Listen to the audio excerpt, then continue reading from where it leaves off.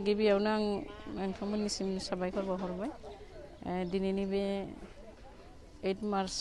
बुहुमनां आइजो सानखौ उदालगुरि जिल्ला आब'बा खाग्राबारि दख'रा दुलाराय बर' आइजो अनसाय आफादनि बानजायनायाव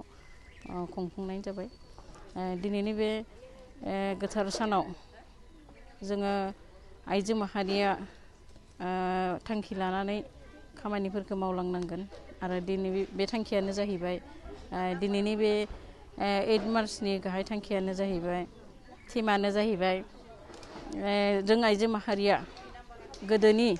जायफोर नेमखान्थि बेफोरखौ एसे माने समजों गोरोबनानै सोलायलांनानै जोंनि मोनथाय आरो मोननांगौफोरखौ लानानै जोङो खामानि मावलांनो नाजानांगोन। जों गावखौनो खामानियाव इनभेस्ट खालामनांगोन आरो जौगायारि खामानिफोरखौ मावलांनो थाखाय दिनैनि बे सानाव थांखि लानाय जाबाय। आरो दिनैनि बे साननि गेजेरजों आं आइजो माहारिखौ खावलायनो सानो जे जोंनि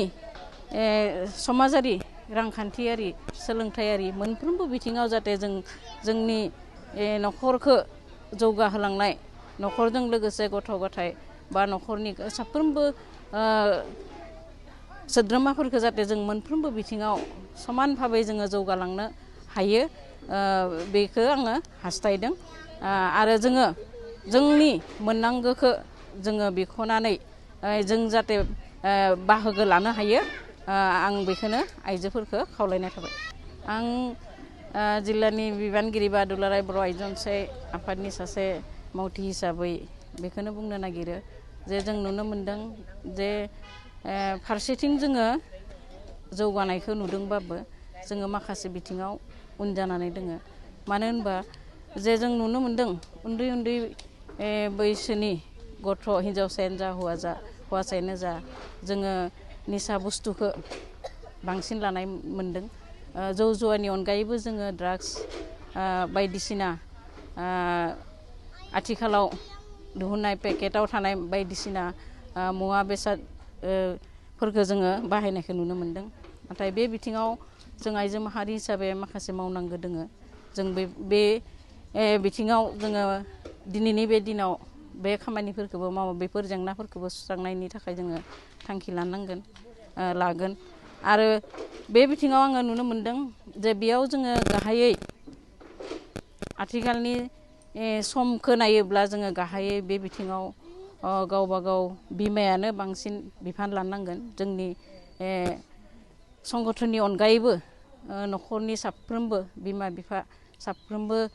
बे बिथिङाव नोजोर लाखिनांगोन नोजोर होनांगोन आरो आथिखालाव बिगियाननि मुगा बायदिसिना इन्टारनेटनि मुगायाव सोलिनो नांगौबा जों बांसिन ब्रेनखौ बाहायनांगोन आरो जों जोंहा ब्रेन दोङो नंगौ खिन्थु जों ब्रेनखौ जोङो दाबो बाहायनो रोङाखै आरो बे ब्रेनखौ जोङो जुदि बाहायनो हायोबासो जों बे इन्टारनेटनि मुगाजों सोलिनानै बे जौ जुवा बायदिसिना निसा बुस्थुनि बेफोरनिफ्राय जोङो एसे गोजानाव थानो हागोन होननानै आं सानो आरो जों बेफोर खामानिखौ मावफुंनो थाखाय जों आइजो हिसाबै नाजागोन। बेखिनि गोजोन्थों। बेखिनिया आइजो दुलाराय बर' आइजो अनसाय आफादनि जानानै नोंथांमोननिसिम आंनि गोरबोथौनि खुलुमनाय आरो मोजां मोननायखौ जासिहरग्रोबाय। दिनै इन्टारनेशनेल वमेन डे अर्थात 8 मार्च बे 8 मार्चखौ उदालगुरि जिल्ला सानसेनि मेहेरगोनां हाबाफारि लानानै नैबे खाग्राबारि सामथाइबारि बे ओनसोलाव बे गेवलां मेलाव लेंहरनानै लाबोदों। आं जोबोद गोजोननाय मोन्दों आइजो माहारिखौ लोगो मोननानै। बे इन्टारनेशनेल वमेन डे अर्थात बुहुमनां आइजो सानखौ आबोबा बोसोरफ्रोमबो समग्र बुहुमाव आइजो माहारिया सोमावसारनायनि उनाव 1990 मायथाइनिफ्राय जेब्ला भारतबर्ष आसाम हादराव बेखौ खुंदों बैनिफ्रायनो बर' आइजो अनसाय आफादाबो बे आबोबनि जोनोमनि उनाव बेखौ जों फालिबोबाय थादों। बे बबेबा बोसोराव जों गेदेरै खुङो आरो बबेबा बोसोराव बायदिसिना सेमिनार बायदिसिना गेवलां मेल हाबासिन लाबोनानै जों खुंफुंलाङो। बेनि उद्देश्यआनो मा जों गासै आइजो माहारिखौ माने खौसेथि रैखा खालामनाय आरो गावनि मोन्थाय फान्डामेन्टेल जाय जोंनि मोन्थाय बे मोन्थायफोरखौ बिख'नानै लानायाव जाहाथे जों साफ्रोमबो सांग्रां जायो बेखौ नायनानै जोङो खुंबोयो थिग बिदियैनो फैयै फैयै जोंनि मोननांगौ मोन्थायफोरखौ फान्डामेन्टेल राइट्सनिफ्राय बायदिसिनाखौ लानानै जों दिनै सांग्रां जाबोनो हाबाय बर' आइजो आफादाबो सांग्रां जाबोबाय खिन्थु जों नुनो मोनो जोंनि आइजोनि गेजेराव जों दाबो जोङो फारफ्रोमनिफ्रायबो जों जौगासारनो हायाखै एबारनि टीम जेनेबा एबारनि टीमा बे जोङो जोंनि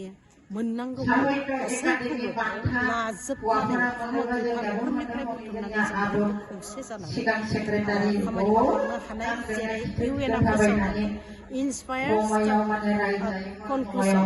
माने फारफ्रोमनियावबो जों आइजो माहारिया जेरै पलिसि मेकिंआनो जा राजनितियानो जा सोलोंथायानो जा बा गुबुन गुबुन बिथिङाव जों जाहाथे जोङो खामानि मावनो सुजुग सुबिदा मोनो गावनो सांग्रां जानानै जों खामानि मावलांनो हायो परिश्रम लानायनि जोंनि दिन बे टीमखौ बोसोरफ्रोमबो इन्टारनेशनेल वुमेन डेआव राष्ट्र संघआ फोसावो एबारबो बेखौ फोसावदों आरो बेनि गेजेरजों जों गासै गामि गफानि आइजो माहारिखौ लानानै जों साफ्रोमबो आइजो जाहाथे जों सांग्रां जायो जेरावबो जा गुबुननि सायाव सोनारालासिनो जोङो माने गसंथानो हायो बेखौ नायनानैनो सांग्रां जाथों होननानै जों बे मेल मिटिंखौ लानाङो आरो फैबाय थानाय सानफोरावबो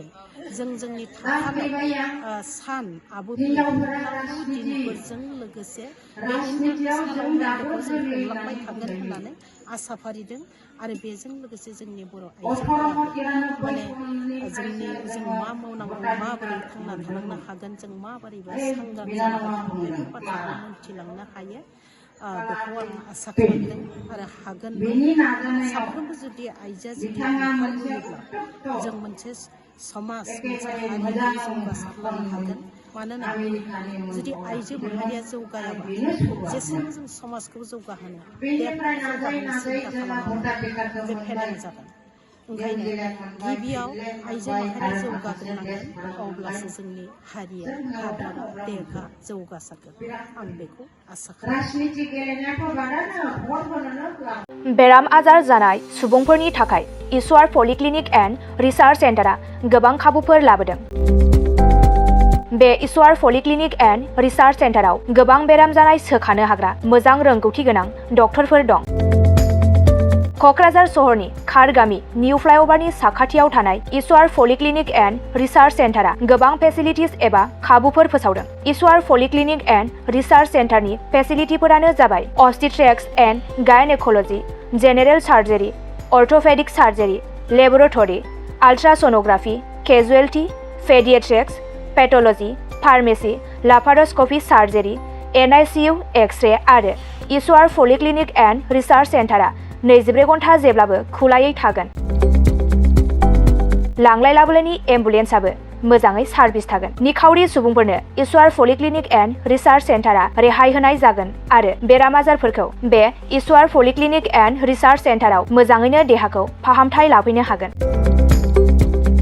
खम बेसेनाव जायखिजाया समावनो अपारेशन खालामनो हानाय जागोन आबुङै खौरां लाहरनो थाखाय 9395024949 जानबुं नाम्बाराव खौरां लाहरनो हागोन आरो इमेल ishwarpoli30june@gmail.com आव जगाजग खालामनो हागोन नमस्कार